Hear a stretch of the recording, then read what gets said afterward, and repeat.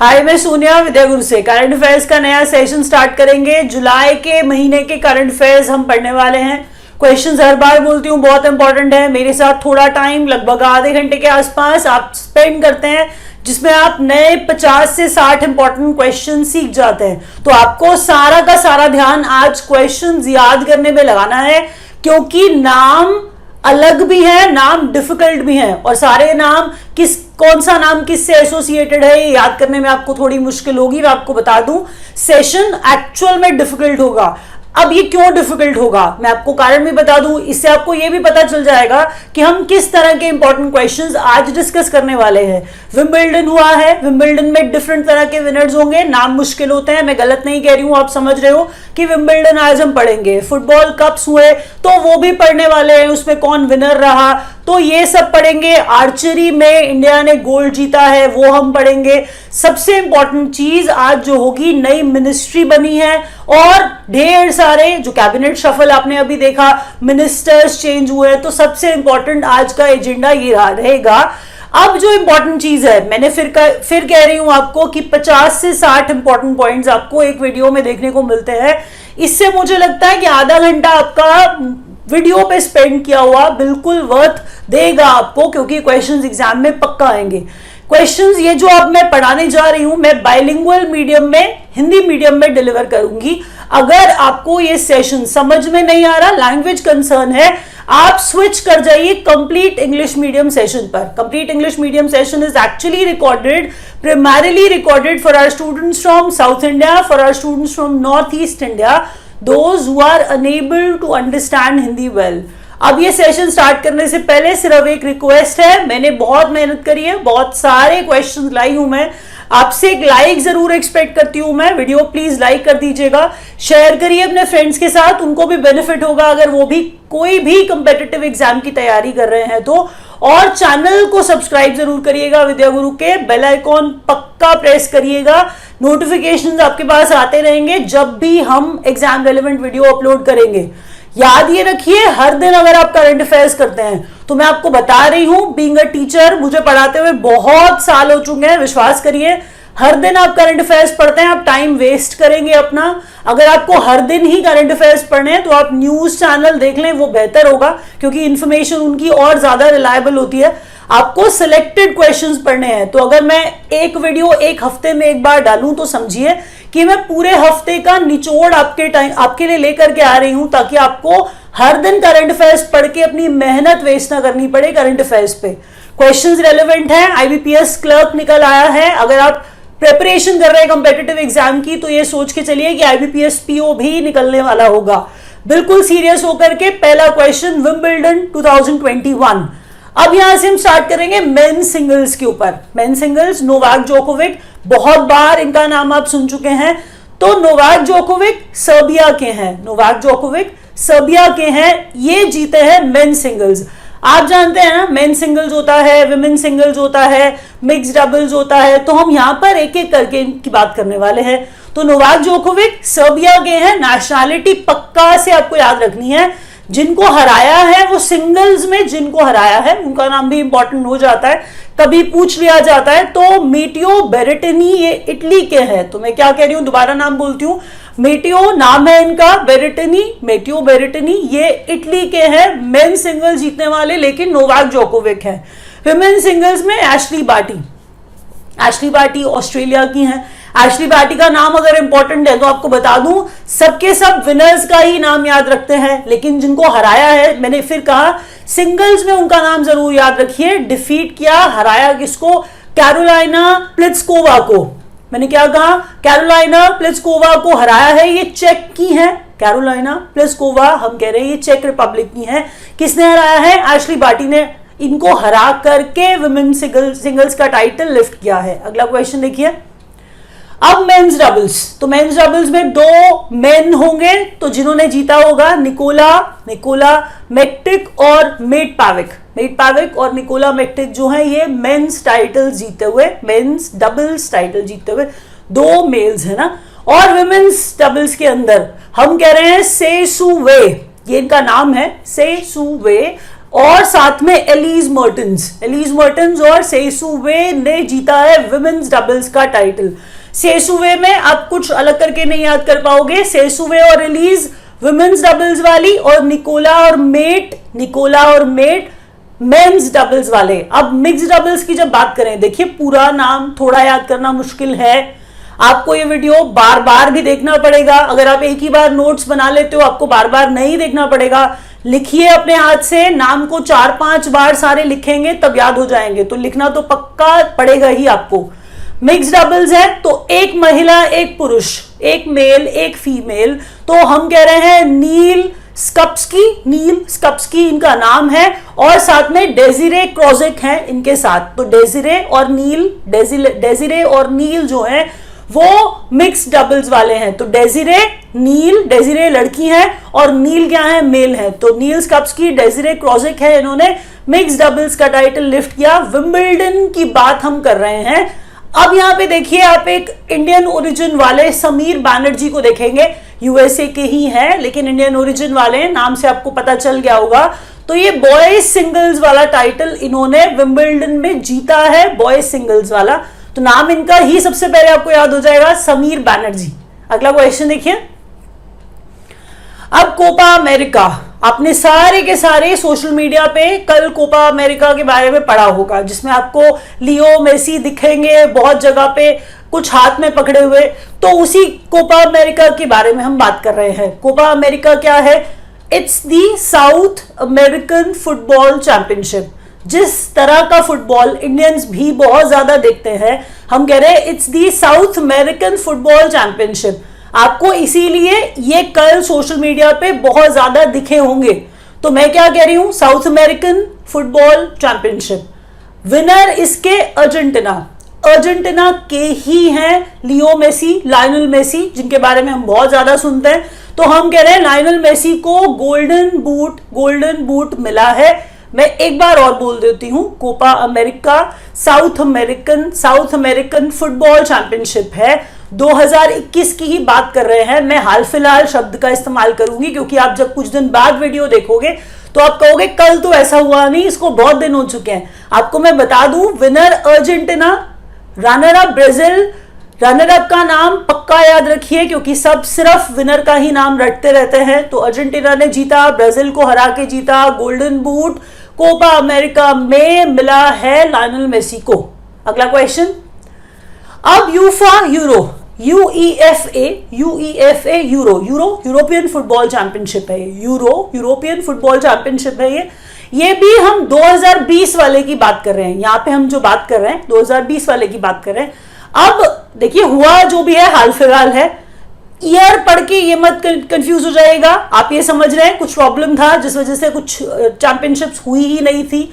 तो यूरो जो हम बात कर रहे हैं 2020 वाले की बात कर रहे हैं। विनर इसका इटली, रनर अप इसमें रहे इंग्लैंड। गोल्डन बूट लेकिन क्रिस्टियानो रोनाल्डो को ही मिला है। क्रिस्टियानो रोनाल्डो जो है वो पोर्टुगल के हैं। रोनाल्डो और मेसी को आप सारे ही जानते हो, मेसी अर्जेंटीना वाले और रोनाल्डो पोर्टुगल वाले। मैं कह रही हूं गोल्डन बूट क्रिस्टियानो रोनाल्डो को यूफा यूरो 2020 में मिला है। मैंने कहा यूरोपियन फुटबॉल चैंपियनशिप है ये। विनर इसका इटली, ब्राजील इंग्लैंड को हराया था। और उसके बाद मैंने क्या कहा, गोल्डन बूट क्रिस्टियानो रोनाल्डो को मिला। अगला क्वेश्चन देखिए। अब जब मिनिस्ट्री की बात करना स्टार्ट करेंगे तो सबसे इंपॉर्टेंट क्वेश्चन हम डिस्कस करने लग जाएंगे। लेकिन उसके पहले एक और इंपॉर्टेंट क्वेश्चन जो एग्जाम में हर हाल में आएगा, न्यू मिनिस्ट्री कौन सी वाली? अब यहां पर हम बात कर रहे हैं corporation, ministry of corporation. To strengthen cooperative sector. अच्छा, आपने कहा मिनिस्ट्री बना दी, कॉर्पोरेशन मिनिस्ट्री बना दी, क्या करेंगे अब एक और मिनिस्ट्री की क्या जरूरत थी? तो आपको वो कारण बता रहे हैं कि हमने ये कॉर्पोरेशन मिनिस्ट्री इसलिए बनाई है क्योंकि हमें कोऑपरेटिव सेक्टर को स्ट्रेंथन करना है, कोऑपरेटिव सेक्टर को स्ट्रांग बनाना है। तो मिनिस्ट्री ऑफ कॉर्पोरेशन जो है वो अमित शाह लीड करेंगे। उसके मिनिस्टर कौन है? खुद अमित शाह है। और मिशन जो इसका है, जिसका एक मिशन भी सेट किया गया है इस मिनिस्ट्री का, वो है, हम कह रहे हैं सहकार से समृद्धि। सहकार से समृद्धि, प्रोस्पेरिटी फ्रॉम कॉर्पोरेशन। इंग्लिश में कॉर्पोरेशन आया क्योंकि मिनिस्ट्री ऑफ कॉर्पोरेशन बनाई है ना, तो सहकार, कॉर्पोरेशन से समृद्धि, प्रोस्पेरिटी, समृद्धि मतलब प्रोस्पेरिटी। तो गवर्नमेंट ऑफ इंडिया, देखिए आप जब कभी ऐसी कोई मिनिस्ट्री फॉर्म करते हैं, आपको कहीं ना कहीं कॉन्स्टिट्यूशन के अंदर कोई बात ऐसी लिखी होती है जिसको आप फॉलो करते हो, जिसमें आप कोई चेंज लाते हो, कुछ एडिशन करते हो, कुछ अमेंड करते हो। तो आपको मैं बता दूं, ये जब मिनिस्ट्री बनी है तो आपको सिर्फ यही बताया जाएगा ये मिनिस्ट्री बनी है, अमित शाह इसको हेड कर रहे हैं, स्ट्रेंथन करने के लिए इसका मिशन बनाया गया है, सब ठीक है। सबसे इंपॉर्टेंट बात यहां पर यह है कि आर्टिकल 77, आर्टिकल 77 के अंतर्गत government of India allocation of business rules 1961, allocation of business कोई मंत्रालय है, कोई मिनिस्ट्री है, बनाई है, हटाई है, जो भी किया है गवर्नमेंट ऑफ इंडिया का, वो वाला एलोकेशन ऑफ बिजनेस रूल्स 1961 के अंदर प्रेसिडेंट प्राइम मिनिस्टर के साथ मिल करके ही ऐसी मिनिस्ट्री बनाते हैं जो आप अभी देख रहे हो। तो article 77 of the Indian constitution, याद रखिएगा इसको पक्का से। अगला क्वेश्चन देखिए, ministry of health and family welfare. अब यहां पे ministry of chemicals and fertilisers भी है, तो आपको बता दूं health and family welfare, chemicals and fertilisers के मिनिस्टर बनाया गया है मनसुख मांडवीय को। Mansukh Mandaviya, family and welfare. Please सुनिए, आज थोड़ा सा रेपिटेशन मैं ज्यादा कर रही हूं क्योंकि मेरे को पता है नाम ज्यादा है, आपके लिए नाम रिलेट कर पाना मुश्किल होगा, इसीलिए मैं बार बार बोलूंगी ताकि आपको शायद कुछ याद रह जाए। तो Mansukh Mandaviya family welfare, chemicals, health and family welfare, chemicals and fertilisers वाली मिनिस्ट्री संभालेंगे कौन? मनसुख मांडवीय। अभी आपने जो मिनिस्ट्री ऑफ कॉर्पोरेशन देखी थी वो अमित शाह वाली थी। अब मिनिस्ट्री ऑफ रेलवेज, रेलवे भी, कम्युनिकेशन भी, इलेक्ट्रॉनिक्स एंड आईटी भी। दोबारा सुनिए, रेलवेज भी, कम्युनिकेशंस भी और इलेक्ट्रॉनिक्स एंड आईटी भी हम कह रहे हैं अश्विनी वैष्णव को, अश्विनी वैष्णव को दी गई है। कौन सी मिनिस्ट्री अश्विनी वैष्णव को दी गई है? Railways, communications, electronics and IT. अगला क्वेश्चन देखिए, अब ज्योतिरादित्य सिंधिया, नाम आपने इनका सुना है, कहां से आए हैं मुझे आपको बताने की जरूरत नहीं है। Ministry of civil aviation, ministry of civil aviation इन्हें दी गई है, तो ये अब मिनिस्टर बन गए हैं। तो मिनिस्टर ऑफ सिविल एविएशन कौन? ज्योतिरादित्य सिंधिया बन गए हैं। Minister of law and justice, अब लॉ एंड जस्टिस दिया गया है किरण रिजिजू को। किरण रिजिजू को पहले क्या दिया गया था मैं बिल्कुल नहीं बताऊंगी, आप फिर कंफ्यूज हो जाओगे। तो किरण रिजिजू आपको रिलेट करना ही नहीं है। अगर आप किसी से पढ़ रहे हो, आपको कोई पुरानी मिनिस्ट्री इनके साथ जुड़ी हुई बता रहा है, तो आप ये समझ जाइए कि आप कंफ्यूज हो रहे हो, आपको वो नहीं पढ़ना है। Jyotiraditya Scindia civil aviation, Kiran Rijiju law and justice. अब important, education, skill development and entrepreneurship. दोबारा बोल रही हूं, education, skill development and entrepreneurship, ये सेम ही है ना, एंटरप्रेन्योरशिप और स्किल डेवलपमेंट, उसके बाद एजुकेशन। तो हम दो मिनिस्ट्रीज की बात करने लगे। धर्मेंद्र प्रधान पहले भी थे, अभी भी है, अभी भी इन्हें दिया गया है रैंक, तो धर्मेंद्र प्रधान एजुकेशन और skill development and entrepreneurship ministry संभालते हुए। अगला क्वेश्चन देखिए, बहुत सारे मिनिस्टर्स हैं, मैं आपको फिर बोल दूं, सारे तो आप याद कर ही नहीं सकते हो। जितने इंपॉर्टेंट मिनिस्ट्रीज होते हैं मैंने पहले ही छांट के इसके अंदर डाल दिए हैं। मिनिस्ट्री अब यहां पर इंफॉर्मेशन एंड ब्रॉडकास्टिंग पे आते हैं, यूथ अफेयर्स एंड स्पोर्ट्स पे आते हैं। अनुराग सिंह ठाकुर, अनुराग सिंह ठाकुर को इंफॉर्मेशन एंड ब्रॉडकास्टिंग एक, दूसरा यूथ अफेयर्स एंड स्पोर्ट्स दिया गया है। यूथ अफेयर्स एंड स्पोर्ट्स और information and broadcasting Anurag Singh Thakur को।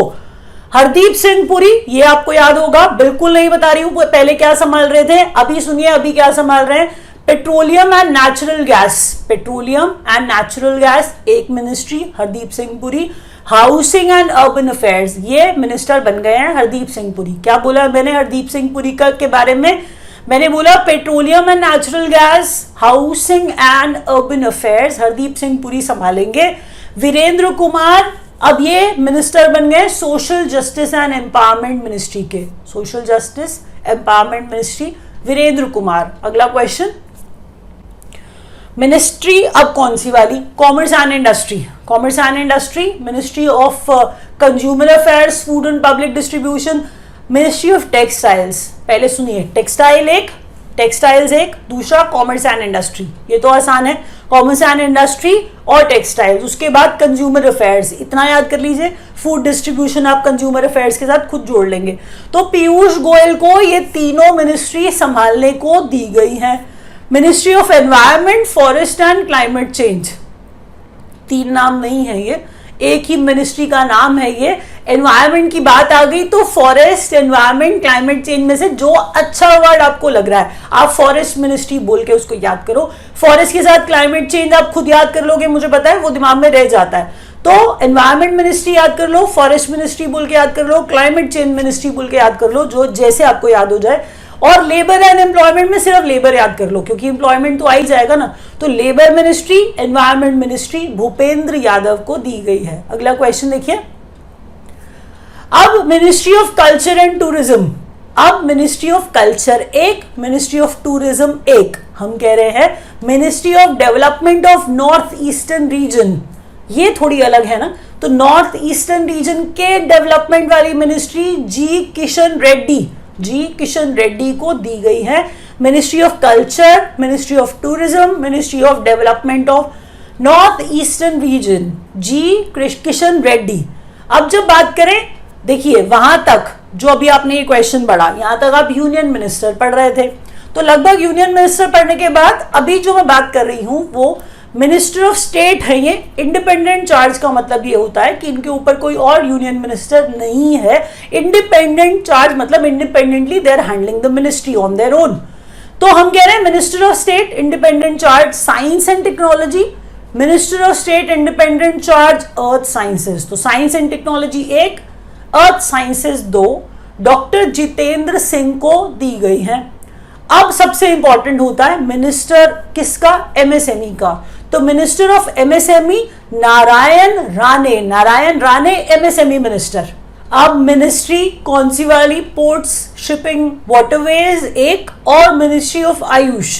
तो AYUSH ministry, port, shipping and waterways वाली मिनिस्ट्री हम कह रहे हैं सर्बानंदा सोनोवाल जो है इसके मिनिस्टर बने हैं। अब मिनिस्ट्री कौन सी, अब स्टील मिनिस्ट्री की बात कर रहे हैं। तो minister of steel Ramchandra Prasad Singh ये स्टील मिनिस्ट्री वाले। अब मिनिस्ट्री कौन सी, fisheries, animal husbandry and dairying. तो डेयरी वाली मिनिस्ट्री ऐसे याद रखिए, पुरुषोत्तम रूपाला जो है इसको ऐड कर रहे हैं, इसके मिनिस्टर हैं।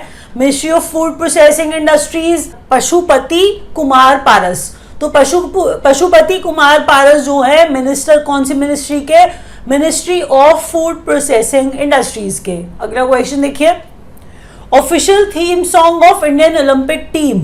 अच्छा, आपको एक बात याद होगी, मैंने लास्ट टाइम भी ये क्वेश्चन पढ़ाया था, तो ये हमारे जो स्टूडेंट्स हैं उनके भी डाउट्स आ रहे थे। आपको बता दूं, अगर आप ये क्वेश्चन पढ़ोगे, पहले तो ये इसलिए पढ़ाया जा रहा है दोबारा कि ये है इतना इंपॉर्टेंट, किसी ना किसी एग्जाम में आपको दिखेगा जरूर। आपको याद ये रखना है कि जो मैंने आपको पढ़ाया तू ठान ले, आपको ये तू ठान ले गाने में सुनने को मिलेगा, तू ठान ले ही गाना है, लेकिन आपको कुछ कुछ जगह पे इसको लक्ष्य तेरा सामने है करके लिखा हुआ है। तो ये सेम ही गाने की बात हो रही है, कुछ प्रॉब्लम नहीं है, कुछ गलत नहीं पढ़ा है आपने, ये सेम सॉन्ग है। आपको दोनों में से जो भी ऑप्शन दिखेगा आप उस पे मार्क करेंगे। मोहित चौहान इसके कंपोजर और सिंगर।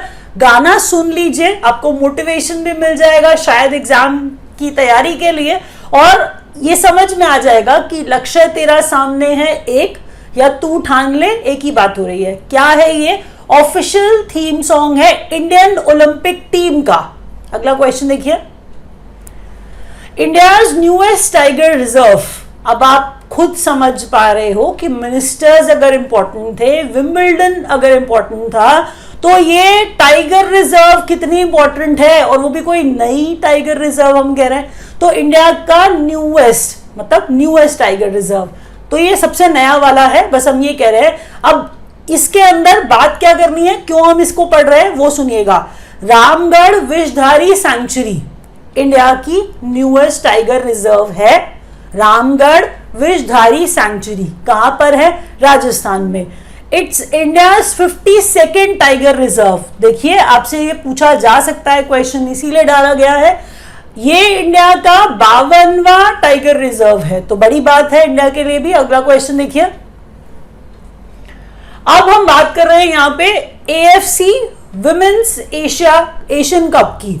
अब ये एशियन कप फुटबॉल वाला, अब ये एएफसी जो है, AFC women's Asian cup football 2022 की जब हम बात कर रहे हैं, ये वैसे भी एशियन फुटबॉल कन्फेडरेशन ही है, लेकिन आपको उसको ऐसे याद नहीं करना होता, हर जगह पे एएफसी करके ही लिखा होता है। तो एएफसी का विमेन्स वाला एशियन कप फुटबॉल 2022 वाला, ये मुंबई और पुणे में होगा। आपको ये इसीलिए ही याद करना है क्योंकि न्यूज में था, पूछा जा सकता है। जब वेन्यू डिसाइड किया जाए अगले साल का भी, तब भी एग्जाम में आता है। और अगला क्वेश्चन, तो वर्ल्ड पॉपुलेशन डे 11 जुलाई को मनाते हैं हम लोग। 11 जुलाई वाले वर्ल्ड पॉपुलेशन डे, इस बार वाले का जो थीम था वो था rights and choices are the answer.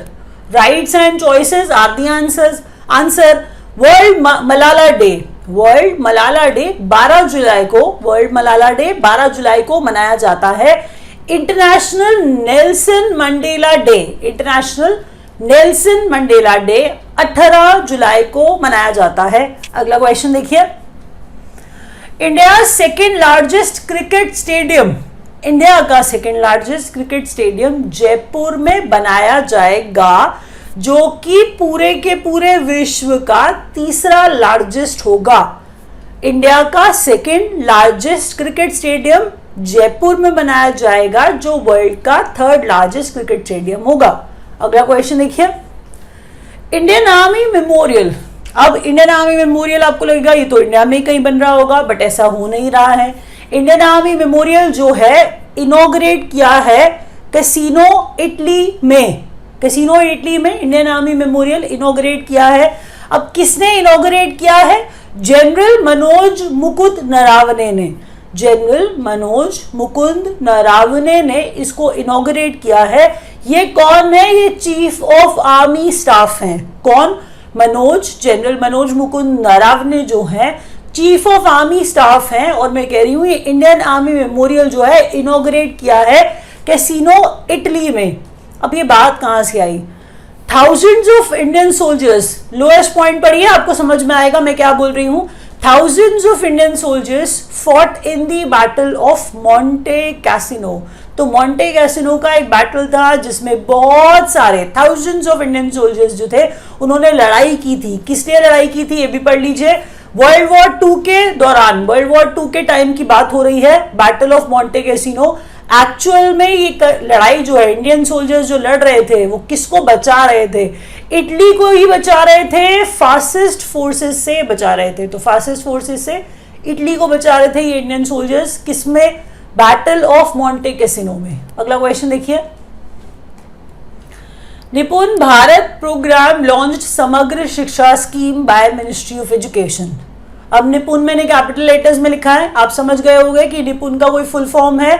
तो निपुण का फुल फॉर्म पढ़ेंगे, एग्जाम में आएगा ही आएगा पक्का से। मिनिस्ट्री ऑफ एजुकेशन ने लॉन्च किया है, हम ये कह रहे हैं ये स्कीम जो है मिनिस्ट्री ऑफ एजुकेशन की है।